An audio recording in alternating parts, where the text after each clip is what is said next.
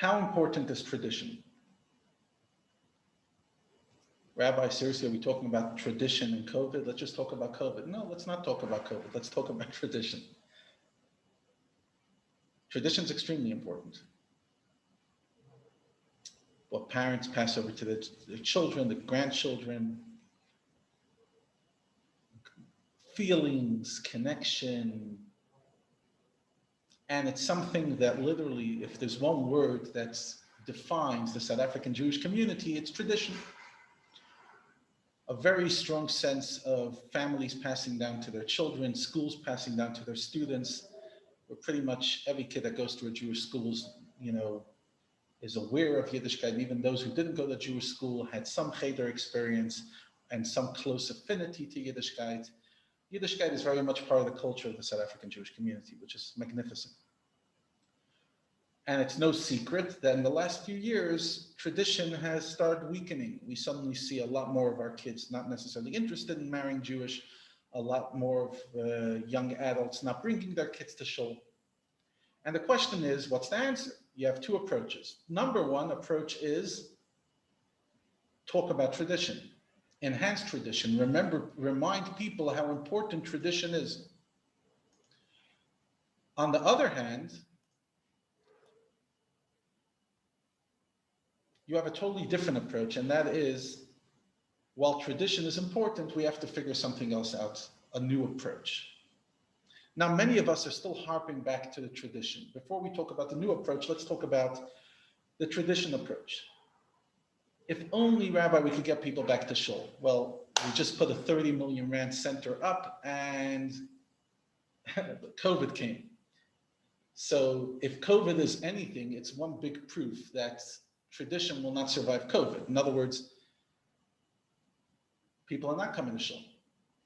People are not connecting to the traditional Rosh Hashanah dinners, family Pesachs. A lot of the stuff that made up the South African Jewish community, or the traditional style, is gone.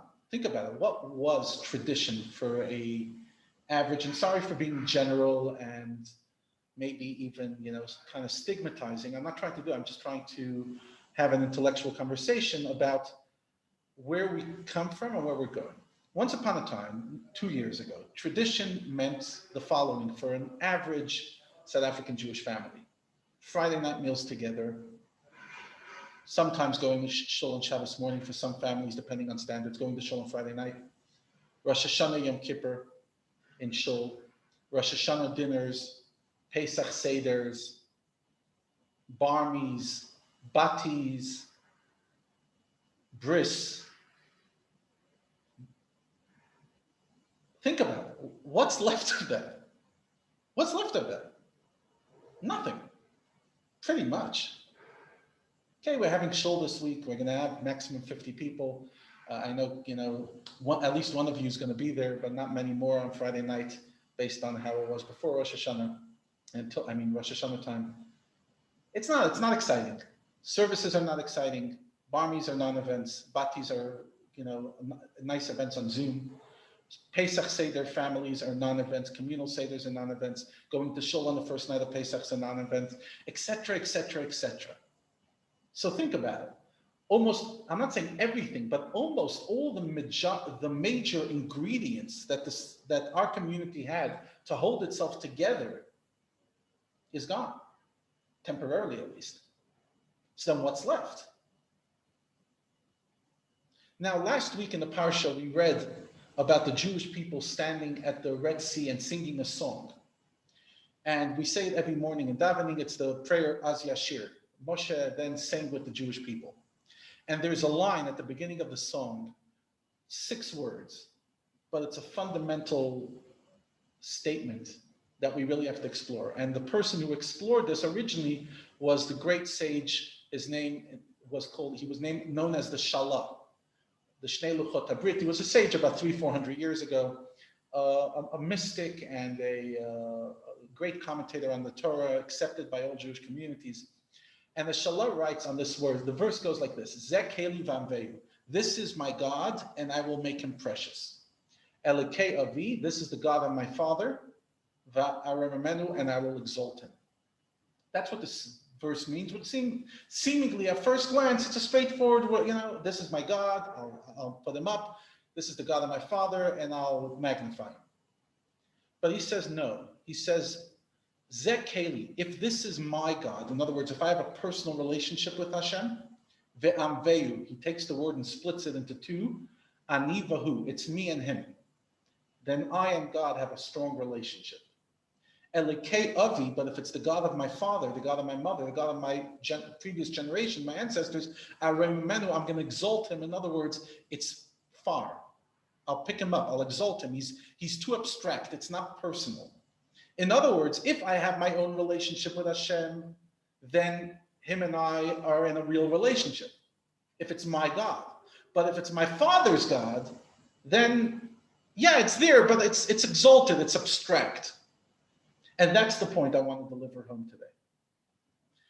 The idea of tradition based on the fact that our parents, our mothers and fathers had a strong Yiddishkeit, it's nice, but it does not make the child feel the Zekeli, this is my God. In order for a child to say, Hashem, you're mine, a relationship has to be built on their own, between that child and Hashem. And that relationship does not only come from kichel and herring and knedels and choirs and sermons. Where does it come from? Education. But educating what? Not just Jewish education as a generic word. It comes from when a child or an adult decides to get to know what Judaism is all about. They start educating themselves and they develop a relationship. Now I get it. And you know this in your own life. You're only passionate about stuff you know about. If you don't know about anything, you're not passionate about it. So you might know that there's some, war going on in the country next door, Mozambique and this and Nigeria, etc. But it doesn't disturb your day. You don't know about it. You haven't made it personal. Now, the average child learning about Judaism is learning it in a traditional sense. And I don't mean traditional as in the South African sense. I mean traditional in the literal translation of what traditional means. It's a tradition. My child, we've been celebrating Pesach for 3,000 years. So this year we're going to do Purim. Traditionally, we always, dressed up. Tradition, tradition, tradition. But ultimately, why? Who? When? Where? What? What are you doing? Why are you doing this, Mom? Why are you doing this, Dad? What are you saying?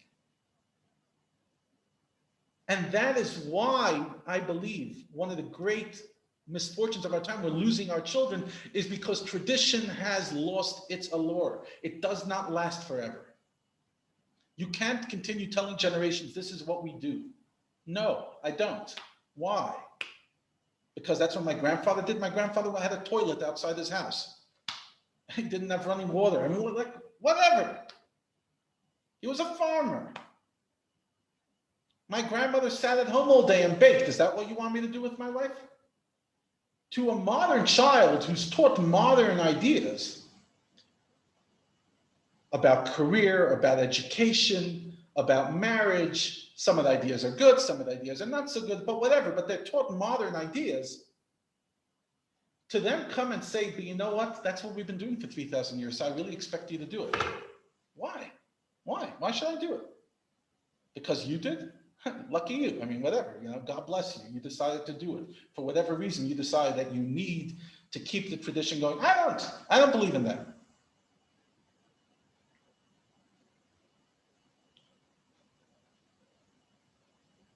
In order for it to be my God, I have to get to know this God. And the only way I'm going to get to know this God is by serious conversation, questioning, studying, making it mine. And this explains, by the way, why right after God gave the Torah, which we're going to learn in this week's parasha, right away, God goes in the next week's parasha and starts talking about in next week's Torah portion, he starts talking about Torah and in a way that's very understandable. He focuses on mitzvot that make a lot of sense. And the Rebbe asked in this essay, he says, why go straight from the greatest event of the giving of the Torah, which is supposed to be a spiritual event, to go focus on laws that make sense? Why don't you go teach us the kind of mitzvot that don't make sense, so that we should just do it out of faith? And the Rebbe says, no, because that's not the point. The point is it has to make sense as much as possible. It has to enter my mind. If I'm only doing things because that's what we do, it's not mine. It has not become personalized. It has not become me. You know, often a young couple will get married, and the first time they're really, you know, settling down with another person. So the first few years, they'll do a lot of things to each other, but it's fake. They're not really at it. They're not there. They're not, but they're doing it because that's the right thing to do. I have to be respect. Okay. I have to take that person in consideration. If I get myself a cup of water, I'll get the other person a cup of water, blah, blah, blah, etc. At some stage, it's no longer that. It just is. It's become part of our identity in a healthy relationship. It's no longer, this is what I'm supposed to do. It's, I get it. I get it. I remember one time when we were getting married, we were given advice by one of my rabbis. He says, when it comes to marriage advice, don't talk to anybody married less than 7 years. That was their advice. Some people might say 70 years, but they said 7 years. And he says, until 7 years, they're not married. They're still they're still finding their feet in this relationship. After 7 years, they're still not the most mature, but they have a clue. And they've seen a little more. They're not just talking about their experience. They've seen a little more, so their perspective is a bit broader. You say 7 years, 17 years, whatever. But what's the point? The point is at some stage, you're no longer living life because that's what you're supposed to do. You're doing it because it's real.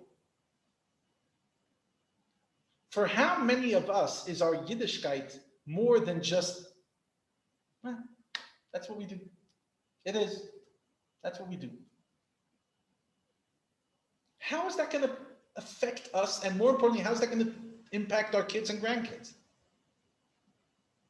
And for me, one of the things I find, not baffling, it's the wrong word, something I want to mention is often a parent will reach out to me and say, Rabbi, my child asked me a question.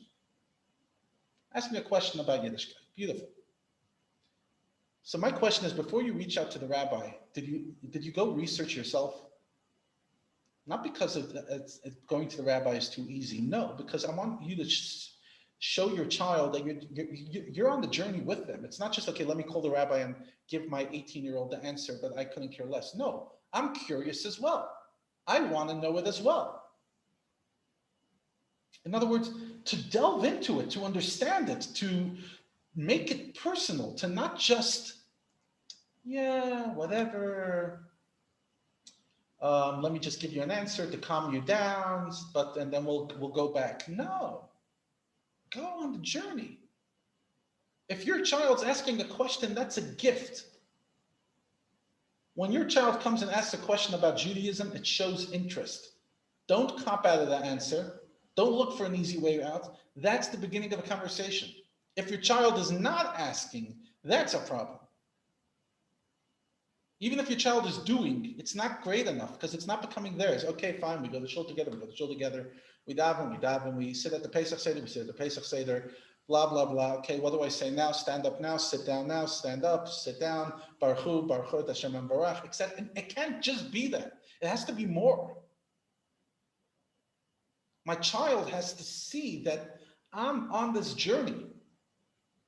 And if your child asks a question and you don't have the answer, it should bother you. Not it should bother you, how dare I not have an answer? No one's blaming.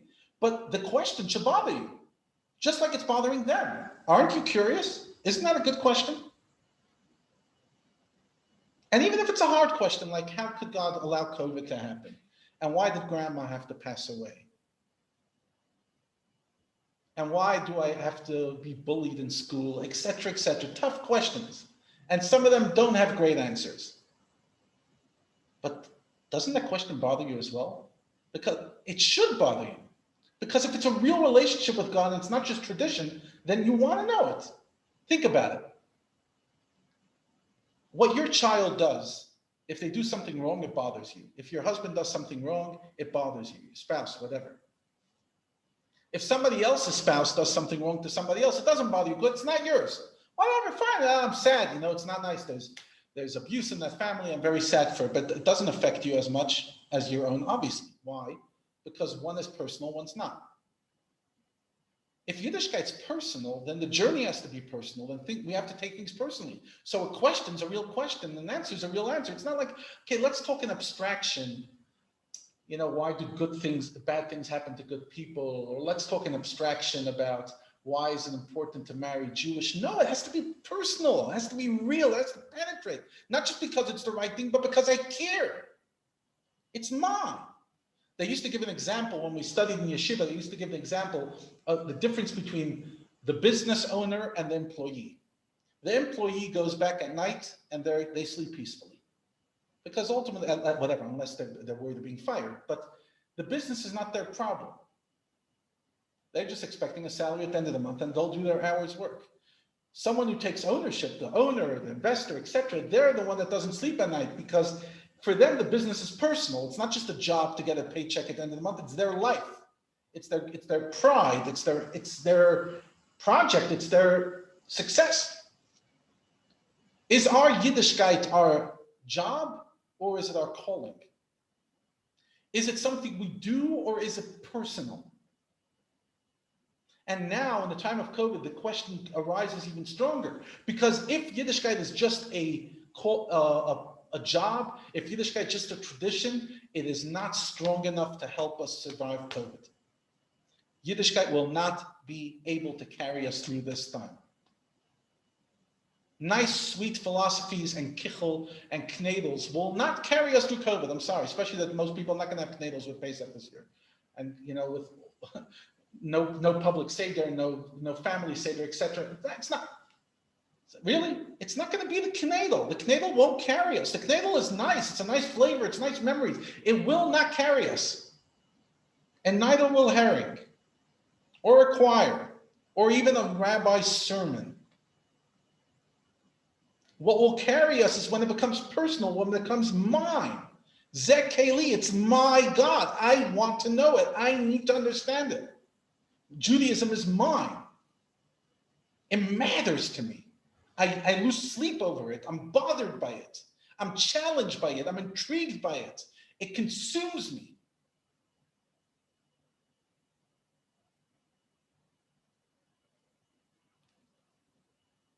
Often people will tell me, the South Africans are very into balance. So they'll say, Rabbi, I have different pillars in my life. I'll have the pillar of family, I have the pillar of community, I have the pillar of my job, I have my pillar of my health, I have my pillar of holidays, and I have my pillar of Judaism. Judaism is another pillar. No, Judaism is not a pillar. Judaism is the foundation upon which the pillars stand. Judaism is at the heart. Hashem is at the heart of everything. Why do you take care of your health? Because to be able to live a godly life. And why do you go on holiday? Because to live a life that's healthy, so you can live a life of meaning. And why do you have a job? So you'll be able to support your family and be able to live a life of meaning. Hashem is not a detail of our life. It's not by the way, a nice tradition we do. I'm South African, so I, support the local team. And I'm Jewish, so I support the Jewish team.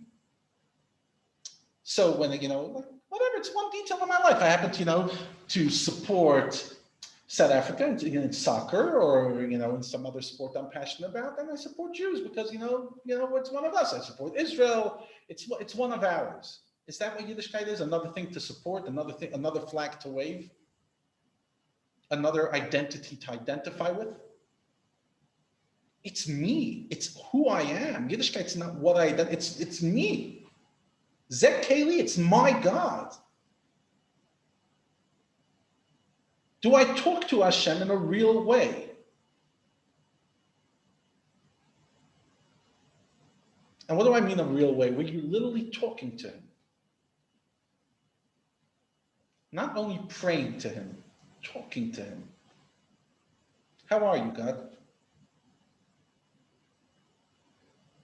been a tough few weeks here. Here is my challenge. I'd really love and appreciate some insight if you don't mind. Please stand with me in this phase I'm going through. It's tough.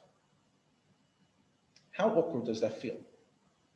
I feel that sometimes we hide behind the words of davening because at least it's Hebrew or some English translation of Hebrew. So you know what, it's whatever, okay, thou shall and praise be the Lord for the skies and the heavens and for the trees and for the mountains of ice, etc. It doesn't,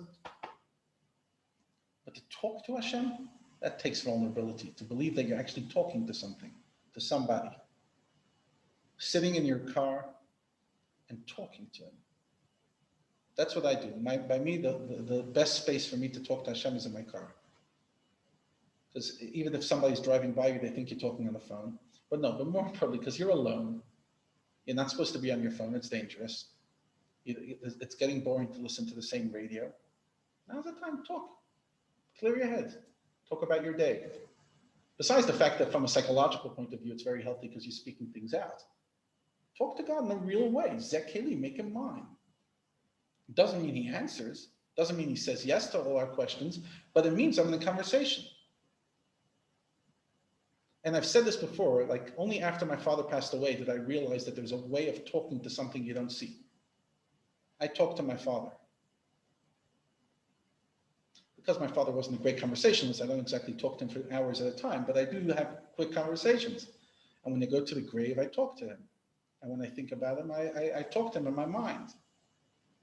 And that doesn't feel any crazier to me than talking to God or anything else I do. What do you mean? He's here in some way that I can't necessarily explain. He's listening to me. And what goes on in my life matters to him. And so too, how much more so God. But it has to be real. And it's something that we have to work on. I know myself, every day I remember to talk to Hashem, I have a much more fulfilling day. When I ask him, please Hashem, allow me to stay,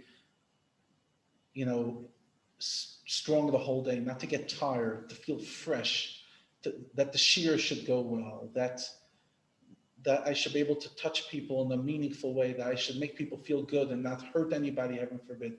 Those days, I feel like I'm much more plugged in than the days that I forget to.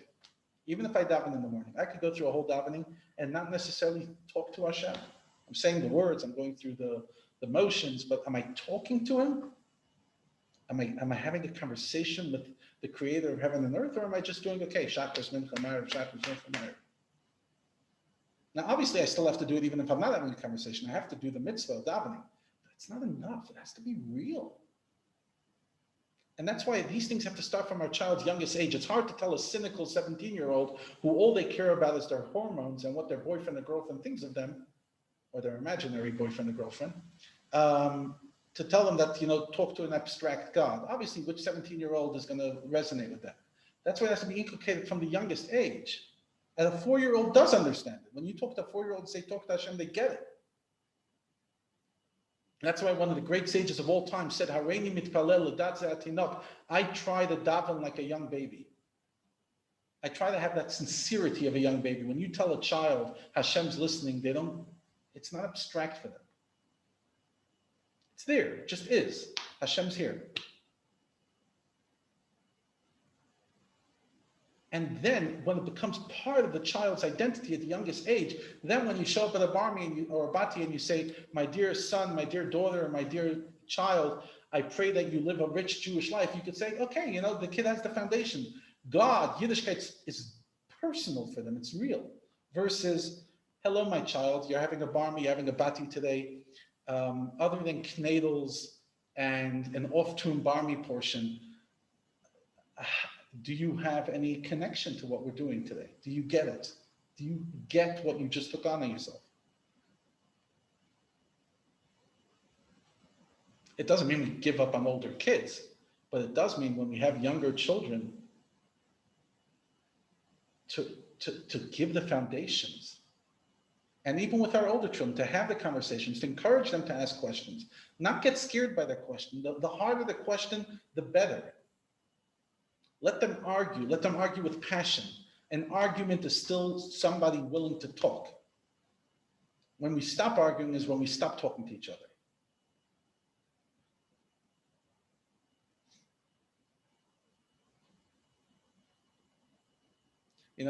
Often we say, my God, my gosh.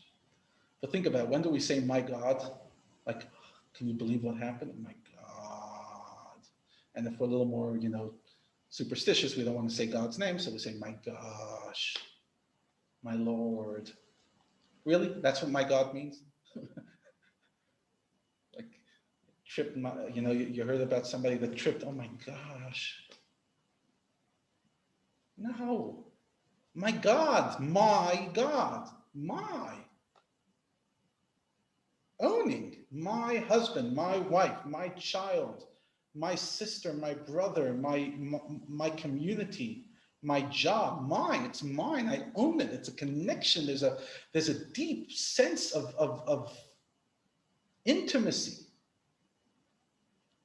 So back to where we started. Is tradition nice? It's wonderful. Has it run its course? In my opinion, mostly.